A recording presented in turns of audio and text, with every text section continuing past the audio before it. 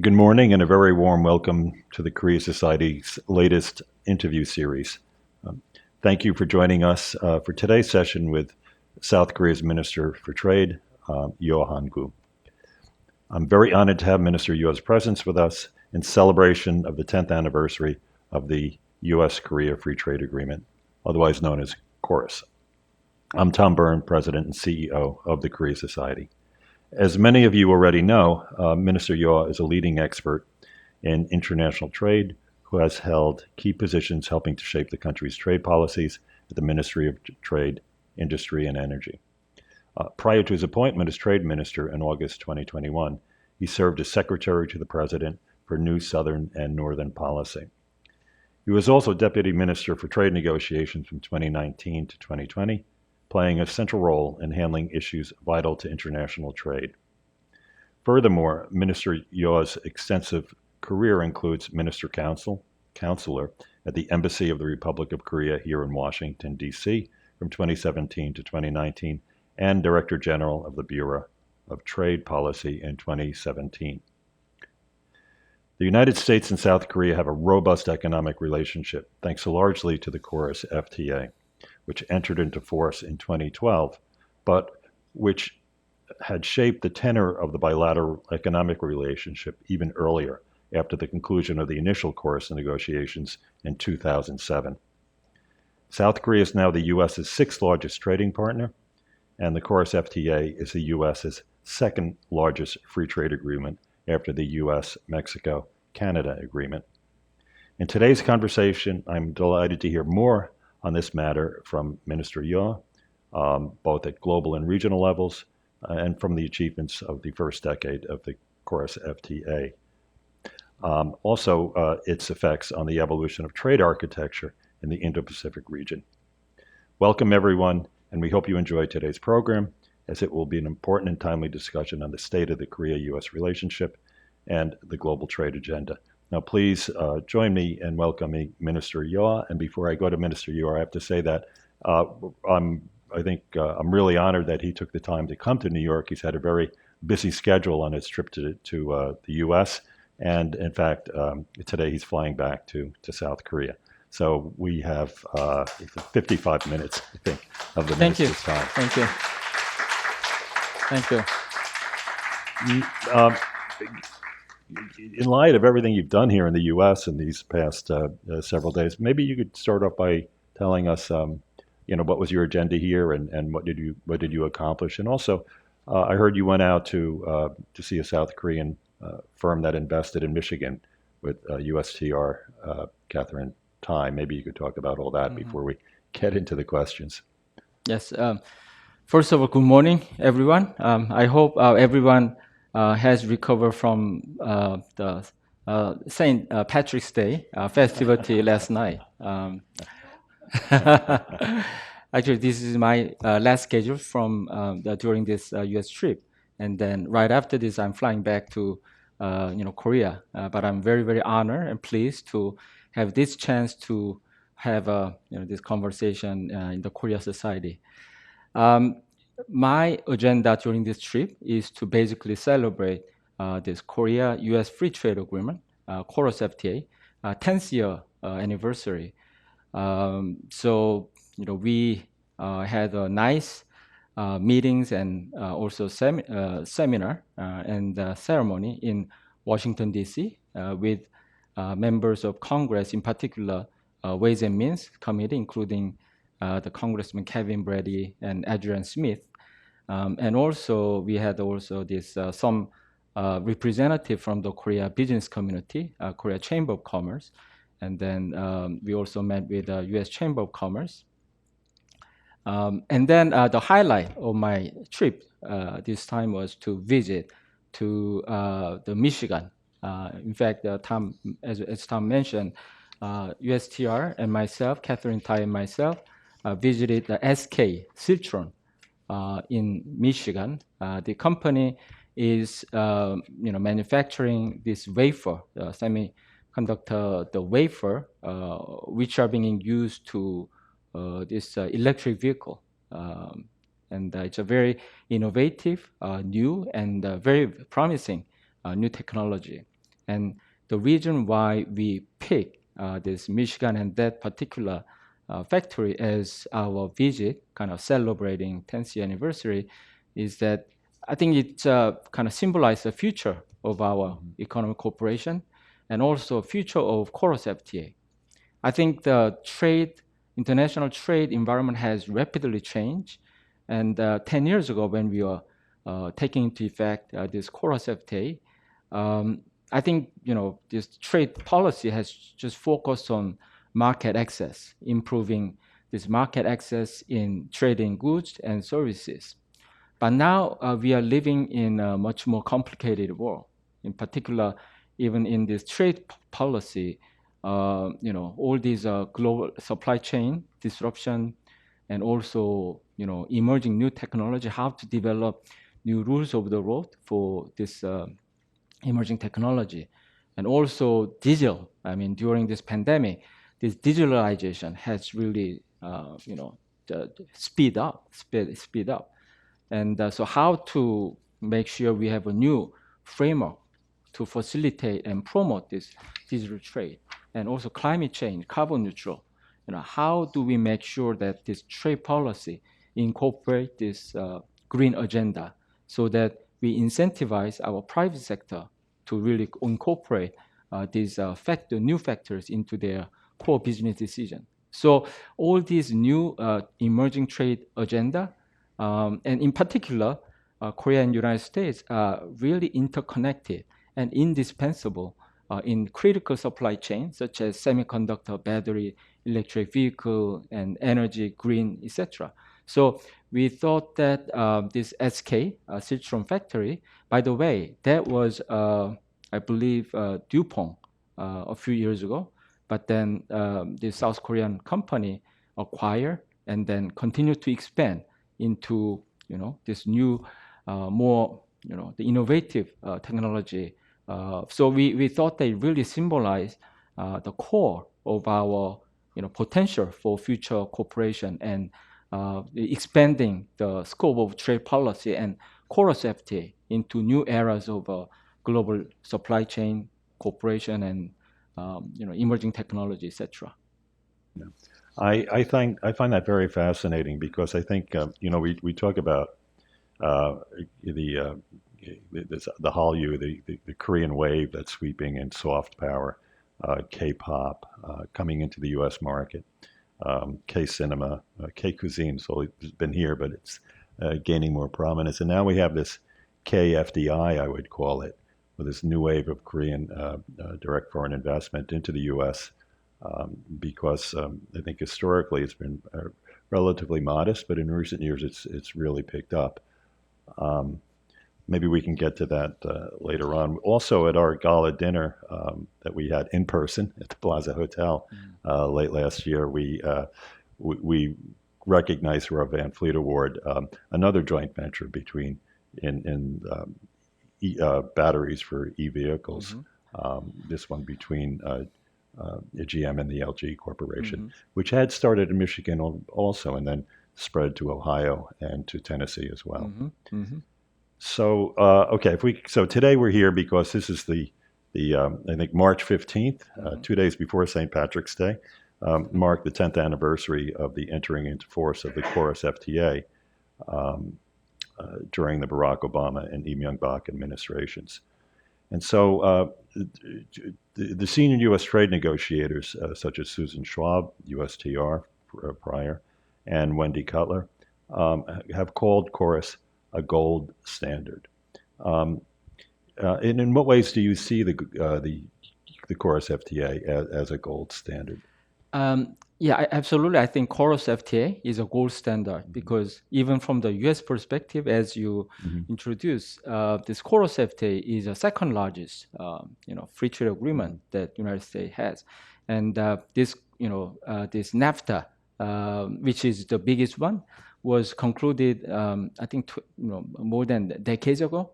So since then, this KORUS FTA, which was negotiated about 16 years ago, was the most modernized and with the highest ambition of market access as well as these rules and discipline. So certainly, KORUS FTA served as the gold standard. And it is also a known fact that KORUS was a template for the TPP, which is now kind of transformed into CPTPP. Although US is out, the KORUS was a sort of a gold standard basis for this. Can I say more latest version of this international trade agreement of the CPTPP and TPP. Right, right. Not only that, I think when the first negotiations were concluded in 2007, I think one of the three outstanding features of the KORUS FTA that go beyond just the trade statistics and the trade numbers is that the high standards adopted by the KORUS FTA, you supercharged these and became like proselytizers around the world to raise the bar on bilateral FTAs. You mentioned how it served as a template for the original TPP. But following the 2007 negotiations, South Korea embarked on an ambitious FTA path, concluding more than 15 bilateral and multilateral FTAs in 10 years. I remember from my days at Moody's when we were watching this was as Korea was recovering from its IMF crisis. This really gave a lot of uplift to the, I think, the economic fundamentals, but also the credit profile of South Korea, your ability to enter into all these free trade agreements. So there's a lot of good news with the KORUS FTA. What about how do you react to the criticisms that bilateral trade increased significantly over the past 10 years between South Korea and the U.S. and tariff reductions, duty-free tariff reductions have also been very dramatic. I believe like 80% of the bilateral trade now between South Korea and the U.S. is duty-free, whereas before the FTA on average was only about 25%. Nonetheless, the bilateral trade deficit has increased from whatever, $10 or $12 billion to $29 billion in 2021. What's your reaction to that? What's the significance, or how do you counter those criticisms that it's just making the bilateral trade deficit worse? Yes, the FTA? thank you for the question. Just first on this, the first part of your question, which is the impact of this KORUS FTA to Korea and this international trade scene was, really significant. In case of Korea, before this KORUS FTA, we only had one FTA with Chile, and then so it was really the barren field for this bilateral free trade agreement in Korea. But after this KORUS FTA really took off, and also right after this KORUS FTA, we began another big, this mega trade project with European Union, this free trade agreement with European Union. And again, this KORUS FTA became a template for EU FTA. So now Korea has 22 FTAs with 59 countries, covering about 85% of global GDP. So we are one of the highest, really, FTA network countries in the world, and 8th largest trading nation, and 10th largest economy in the world. So really, this the KORUS FTA was a watershed moment for Korea. And going back to your question on the trade deficit, first of all, I have a different, opinion on this trade deficit. Trade deficit is not the single criteria to really judge whether this FTA was successful or not, because we learn in economics 101 at college, but this trade deficit is more complicated, function of all these macroeconomic conditions, right now, when we look at this, the U.S. trade deficit with Korea in more relative terms, Korea's U.S. trade deficit with Korea is only used to be only about 3.8% of the total trade deficit. in the United States before the KORUS FTA. And after KORUS FTA, it came down to 2.1%. So it's very minimal. And also, according to this International Trade Commission's report, which was published, I think, 2017 or so, it will analyze the impact of this free trade agreement on trade deficit. And they analyzed that the KORUS FTA actually improved this trade balance with Korea by, I think, $15.7 billion. So I think and also when we look at this trade structure between Korea and United States, the product items on the top 5 list to both countries are, for example, semiconductors, the automobile and auto parts, and the crude oil, LNG, etc. So we see that it's a very supplementary to each other. In other words, let me take some example. Semiconductor, for example, it's very indispensable to each other because Korea import state-of-the-art the semiconductor manufacturing equipment from the United States. And we manufacture all these DRAMs and chips and export back to the United States and around the world. So it's a very, very interconnected and indispensable to each other. And also, for example, automobile, I see that a lot of auto parts were exported from Korea to United States, which could contribute to your deficit. But if you look into what is happening inside, Korean companies made huge investment in automobile sector in Georgia and Alabama. And so all these parts are being inputted into this production manufacturing process in the United States. Yes. And also oil sector. Korea actually, our number 1 import item from the United States is the oil and LNG, this energy product. Right. And then we import from the United States and we manufacture into this petrochemical product. And we export back to the United States this petrochemical product and around the world. So again, just the face value of trade deficit to the United States may look big, but if you look inside, it's very, very healthy and complementary to each other. Yeah. Well, I actually totally agree with you because I think trade balances are mainly determined by, fundamental macroeconomic forces, basically supply and demand.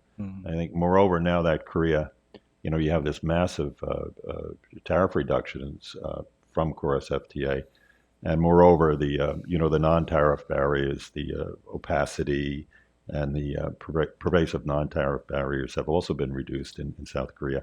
I think we're really back to the macroeconomics. Plus, if I can put this into perspective, in 2021, I think the bilateral trade deficit the U.S. has with Korea increased by about $8 billion, plus or minus $1 billion, whereas the whole global U.S. bilateral trade deficit increased by $169 billion. So the U.S. in 2021 had a record global trade deficit of $1 trillion, which is enormous, and it had trade deficits with its top 5 trading partners. Korea is at number 6, so that's China, Mexico, Canada, Germany, and Japan. So this is not, I don't think, a reflection of something fundamentally wrong with the KORUS FTA. Okay, now that I got that out.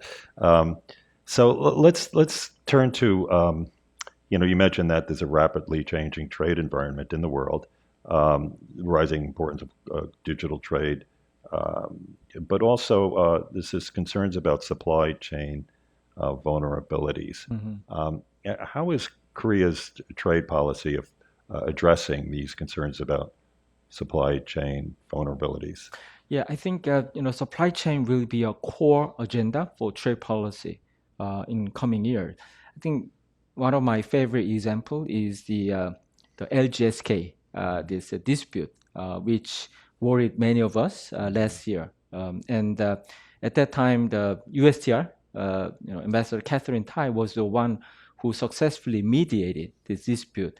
As a result, saving thousands of good quality jobs and also saving our critical supply chain between our two countries in battery. So this is one example of how trade policy and trade authorities can play a role in really strengthening this supply chain.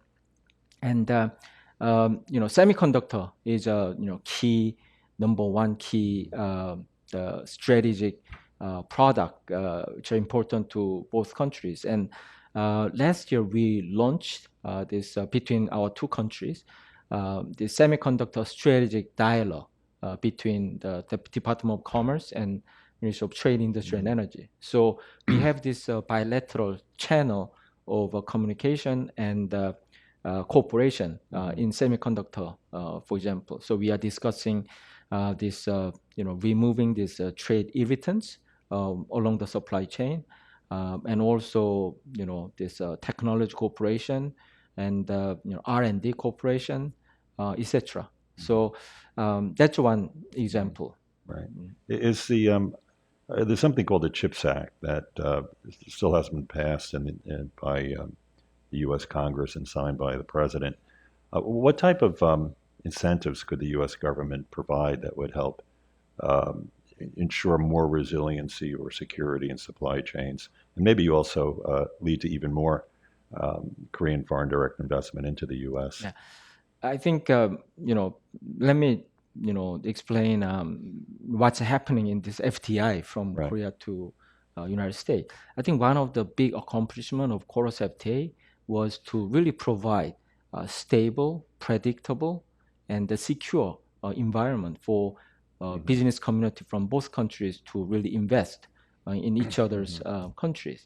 So over the last decade, Korea's investment in the United States triple, whereas U.S. investment into Korea kind of double.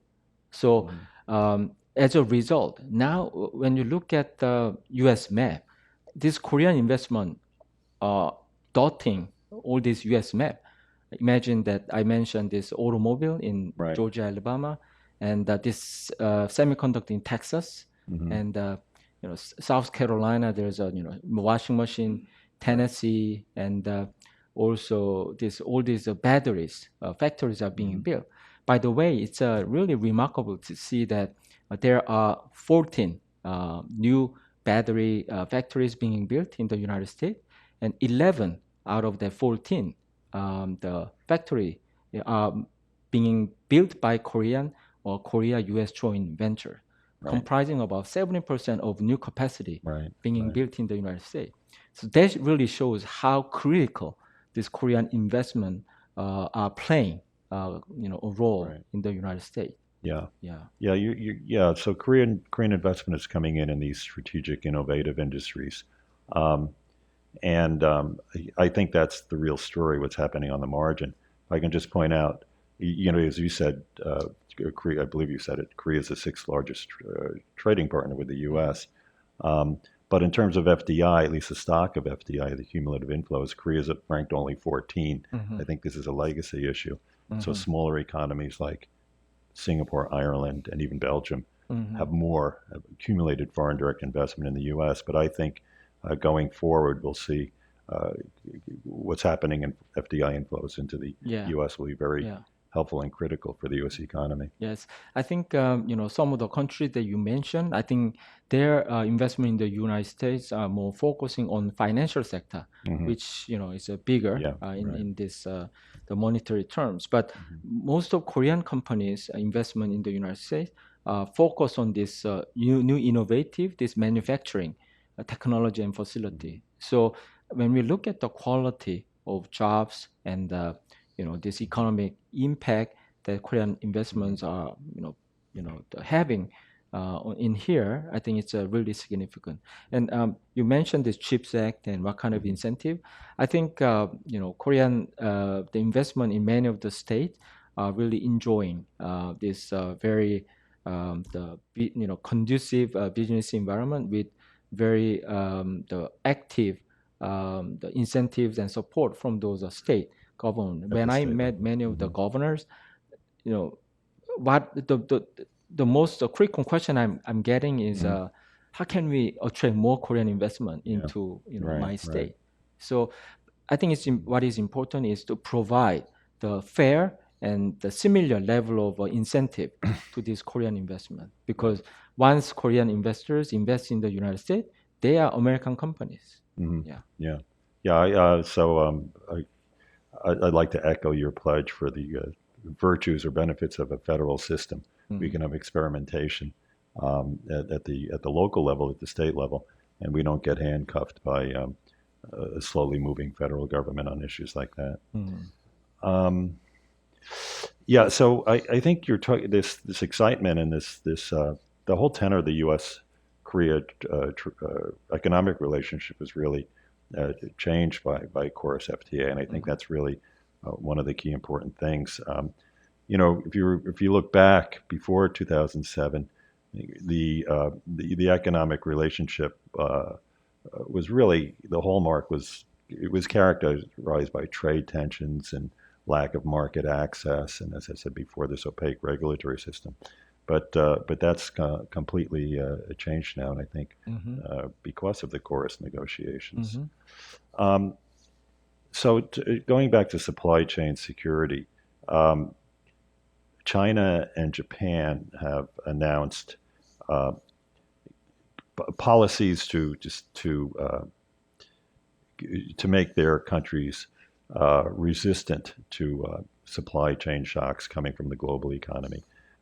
China has this dual circulation policy, and Japan is considering some sort of national strategic policy where it onshores, I think, a lot of strategic industries and kind of insulates its supply chain from global forces.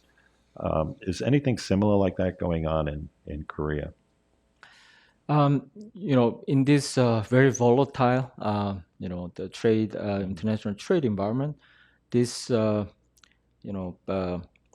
economic security issue also emerged as one of the top policy agenda in Korea. And in order to maintain this supply chain resilience, I think there are two aspects. When you talk about supply chain, the supply chain in this state-of-the-art, high technology, which is semiconductor batteries. Right. And I think I explained, in a minute ago, and how our both countries are collaborating to maintain this resilience of the supply chain, semiconductor batteries, etc. Right. And also, we realized that this the raw material, strategic raw material, is also critically important. Right. Because if you depend on one or two countries for most of your critical, the raw materials, or even commodity raw material, I think that could cause severe risk and also the disruption in the supply chain. So what Korea is doing is to really identify those key raw material, which could have big impact on our industrial supply chain or our daily life. And we sort of develop early warning system for these strategic key materials. And also we develop some network or bilateral and multilateral cooperation, supply chain cooperation network with like-minded countries. Right. Yeah. So I think those are the also core agenda for Korean government, and we have a lot to do together with United States. Right. So the U.S. and Korean interests are aligned in that area of supply chain security and resilience. I think this is another feature of the KORUS FTA, fundamental feature that after the initial negotiations of the FTA, all of a sudden, U.S. and Korea, the cooperation and alignment in international organizations crystallized. So you had Korea and the U.S., for the most part, on the same page in the WTO, and also with the APEC, the Asia-Pacific Economic Cooperation Forum. So I'm glad to see that this is still continuing. I'd like to turn to, in the interest of time, we have several of our board directors have submitted questions, and and we could further flesh out this broad topic. But so I'll go through these. The first one is from Bill Rhodes, who is a board director of the Korea Society.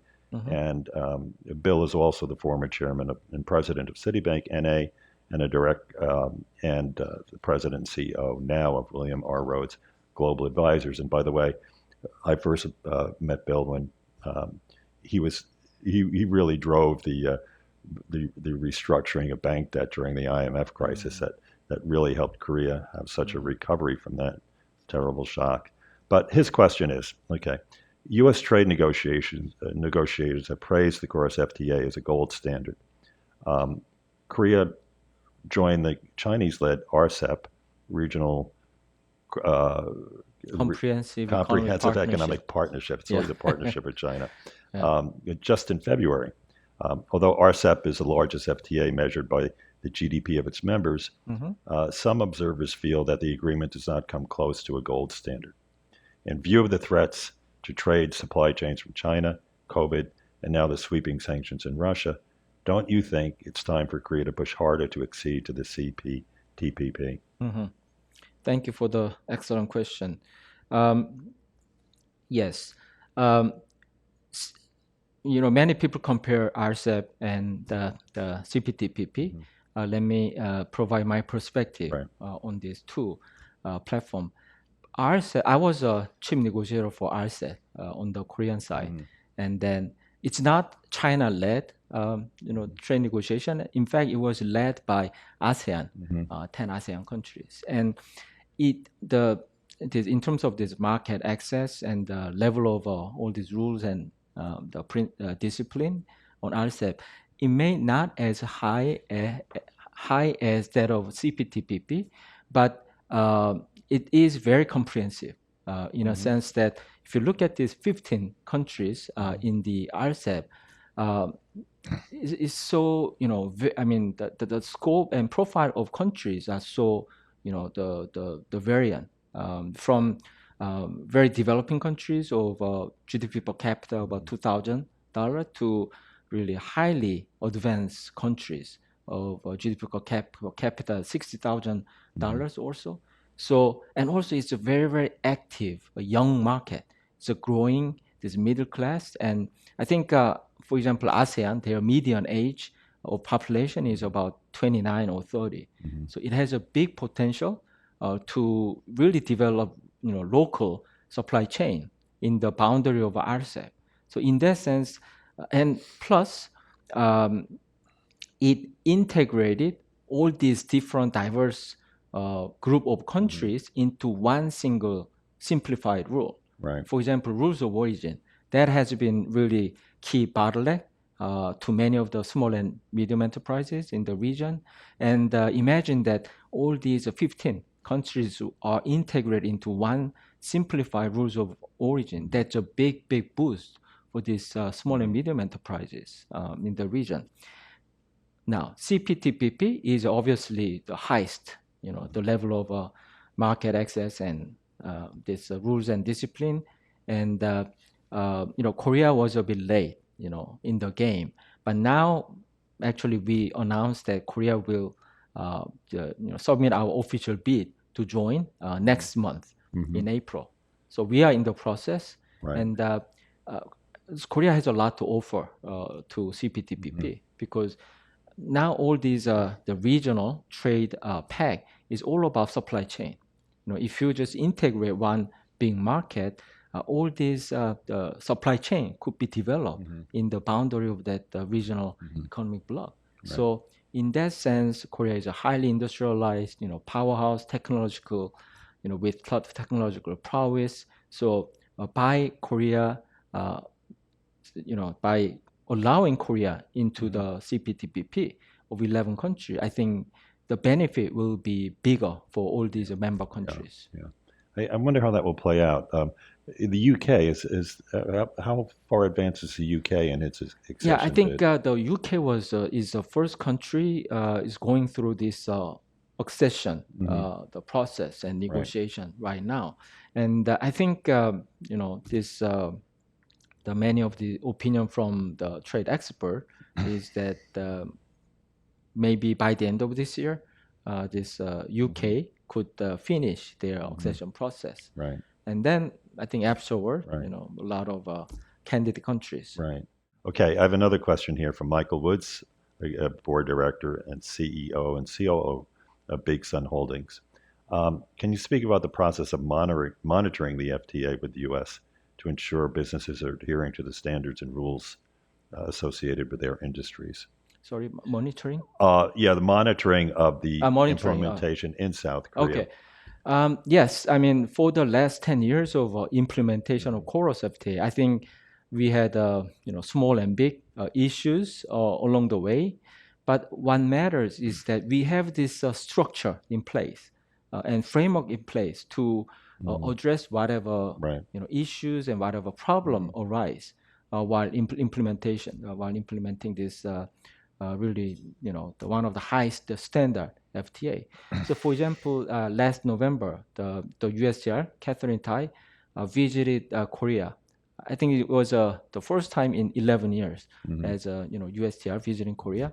We had a successful joint committee meeting, and we agreed to really enhance channel of communication to really tackle new emerging trade issues such as supply chain, emerging technology, climate change, the digital, etc. Right. So I think over this 10-year experience, I think we developed really kind of resilience in our system to really respond to whatever new issues arise while implementing. And I think that experience of 10-year implementation of KORUS in the region would be very important asset to United States as well, because now U.S. is trying to roll out this Indo-Pacific economic framework in the region, and to the United States, this KORUS FTA is the only this high-level FTA that the United States has in the region.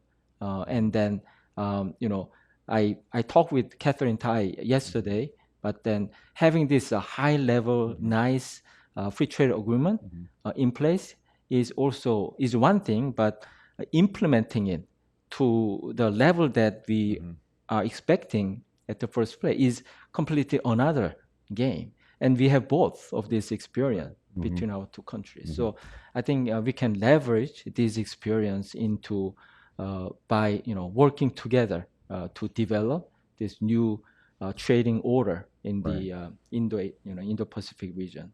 Right. Good.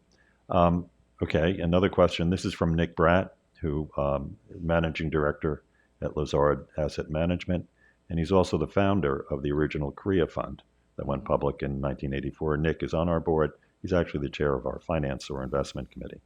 But his question is, I'll put two of them, but I'll pull them together. What impact is the Ukrainian war having on Korea's trade? What are the most important imports from Ukraine? And U.S. companies, U.S. and European companies are pulling out of Russia. What are Korean companies doing? Yes, this is very, very unfortunate tragedy that we are witnessing in this 21st century. Korea's trade exposure to Ukraine is very minimal, like 0.07% or so. But mostly we export our automobile parts and also semiconductor, electronics, and then steel product. Whereas we import from Ukraine, some of these grain, wheat, and also some of the raw material, in particular, for example, neon, which are being used in the semiconductor manufacturing sector. So although our bilateral exposure to trade with Ukraine is minimal, I think we are connected through this global supply chain in this critical industry and raw material. So that could have also impact on our supply chain. So we are working closely together with our private sector, how we could really weather this storm. And also I think 2 weeks ago I was in DC again on my urgent trip to really finalize Korea's joining these export control measures Right.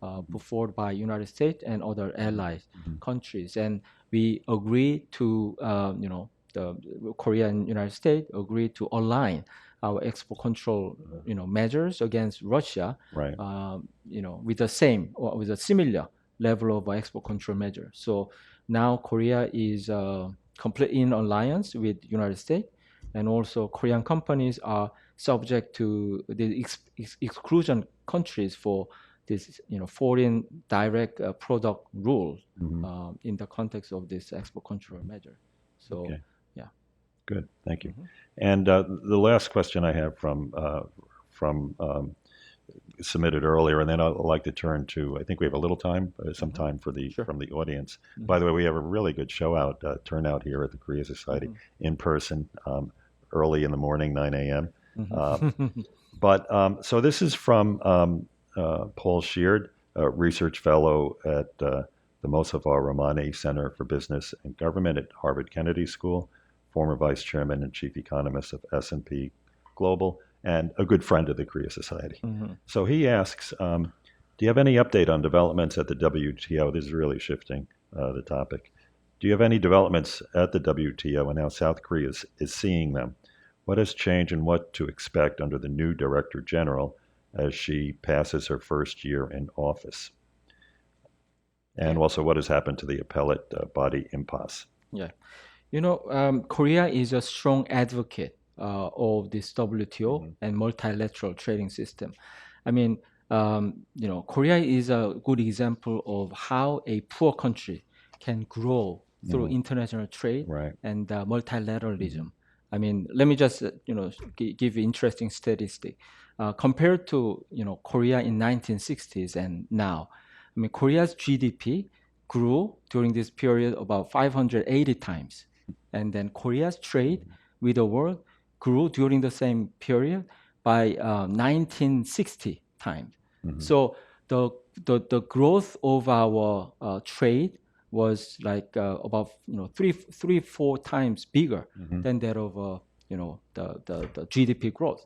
That really shows how a trade played a key role in really spurring our economic growth. So with that, so Korea strongly supports this new Director General, and I think she has played a very leading role in bringing this pandemic, how trade agenda can contribute to putting an end to this pandemic.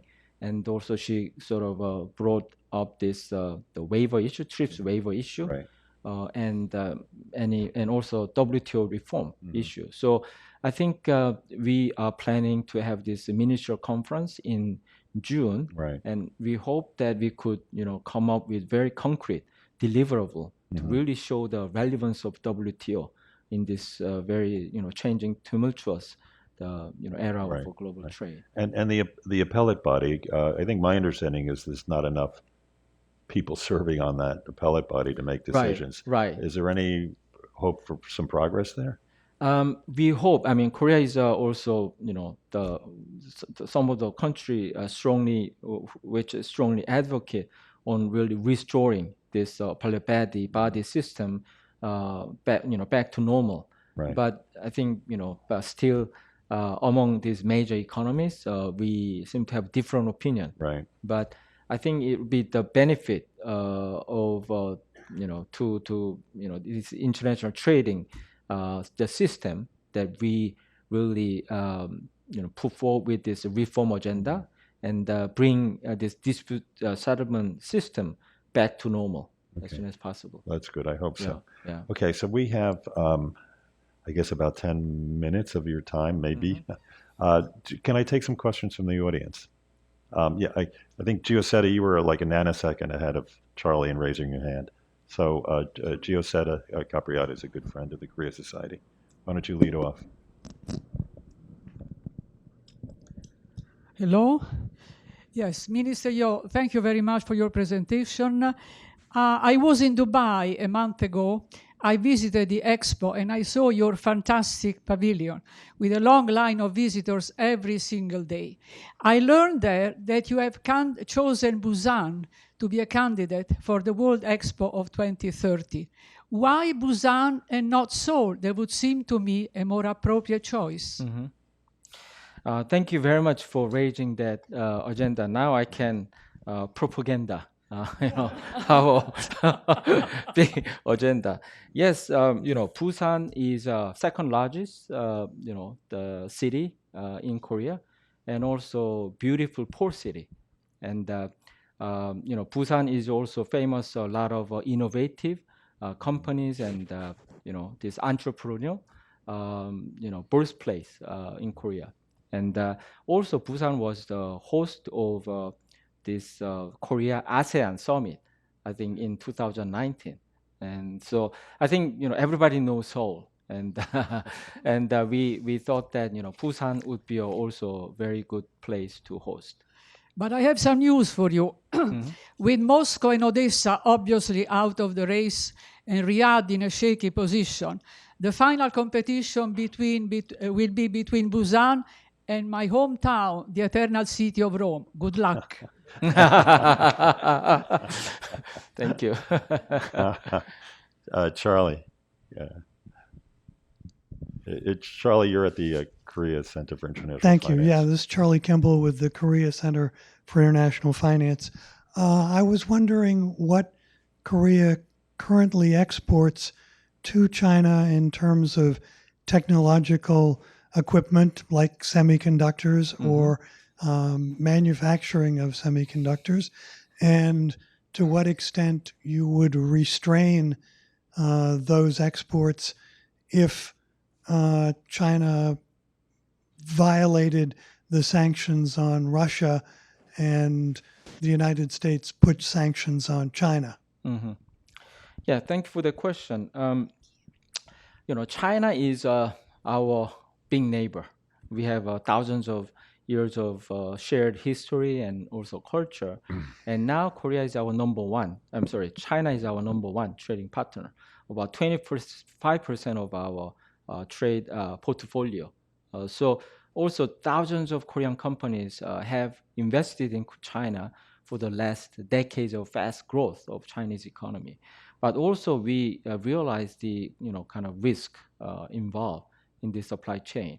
And as I mentioned, against Russia, Korea and United States and other allied countries, agreed to align our export control system along with these countries. So I think we will comply with these stringent export control measures with the United States and other countries. So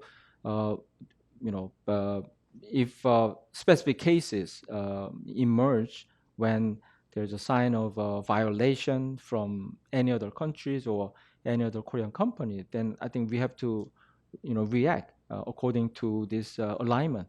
Yeah. Good. Okay. Well, one more question. Okay, and then the minister, I believe, has to head to the airport. Minister, thank you so much for your comments today. So I currently teach international security issues, but many years ago, I wrote my master's thesis on the KORUS FTA, and at the time, it was currently being negotiated, and it was still quite controversial. For example, there were concerns about U.S. beef. There were many big protests in South Korea. There were also concerns about restructuring the economy and some people losing jobs. And if I remember correctly, there was also a renegotiation regarding the automobile industry, right? But as you said, the FTA has now blossomed into this very vibrant trade agreement. So in your view, how do you think the KORUS FTA was able to overcome these initial concerns? Thank you. Yeah, thank you very much for that question. Yes, I also vividly remember all these fears and oppositions and the nervousness when we were negotiating this KORUS FTA. In fact, on both sides, when we had this seminar in DC with the U.S. chief negotiator, Wendy Cutler at that time. Also, she mentioned that she was also kind of fearful. I mean, many people in the U.S. were fearful of this, in particular, the sensitivities in the automobile sector. Right. And for example, in Korea, we had a big fear on this, agriculture, but also for example, cultural product like screen, movies, and our healthcare system, etc. But I think it turned out to be really ungrounded, fear, and just see what happens in these movies, all these Korean movies, K dramas, and Parasite, Minari. By the way, I was told that Minari is an American movie. Yeah, of course, yes, but with some touching upon Korean culture and Korean, immigrants. So I think this, this KORUS FTA, gave us important lessons. I mean, Korea is very small country. I mean, in terms of this territory and natural resources, but our 50 million domestic population market is not big enough to really depend on domestic market. U.S. is a big, God-gifted land with all these natural resources and big domestic consumption. So you don't really necessarily have to depend on trade. But to Korea, there's no other alternative but to really go abroad, invest, cultivate new market, integrate ourselves with this global standard and global market. So I think that the KORUS FTA, the big important lesson to Korean people with this KORUS FTA is really, made us realize that, okay, this is a challenge, but we can turn that challenge into new opportunities. And in order to do that, we have to remain open, and free and really, audacious to really pursue this openness and global trading system. Right. Yeah. No, I totally agree with you. I mean, the anticipated fears were not realized, and the unanticipated benefits were just incomprehensible at the time. I was thinking the same thing about Korean movies just took off after that, and in Korea, American movies face screen quotas, right? And that was very contentious. And now, when you go to a Korean restaurant, you have a choice of Hanu or American beef imported. American beef tends to be a little cheaper, but the Korean beef, I think, tastes better. A bit cheaper, bit cheaper, and I think it really contribute to this, consumers' welfare. Before that, it was very hard to, buy very expensive Hanu, Korean beef, but I think it really helped many other people to enjoy the good taste of the U.S. beef, cherries, and all these, good quality product from the United States. Good. Well, thank you, Minister Yeo, for joining us and taking time from your busy schedule. And also thanks for the audience for showing up at 9 a.m. on Friday. So I wish you a safe trip back to Seoul. Thank you very much. Thank you.